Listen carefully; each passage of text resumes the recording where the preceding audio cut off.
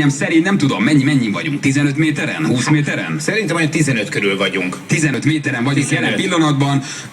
Ebben a pillanatban már lehet látni a Hősök terét, abszolút mellettünk ugye a lovaspályát, már egyébként a lovak melegítenek a Nemzeti Vágtára.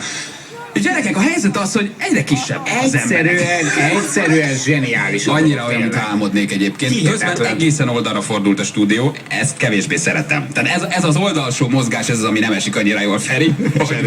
Én tengelyben ülök, nekem mindenki. Ja, te ülsz tengelyben, persze.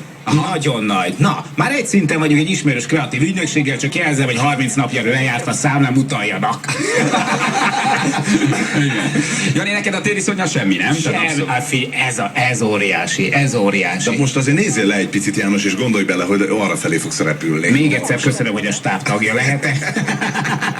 És hogy meghosszabbítottatok a szerződésemet. Lassan a fák fölé érünk. Elképesztő. Látni fogjuk az egész Városligetet. Hihetetlen.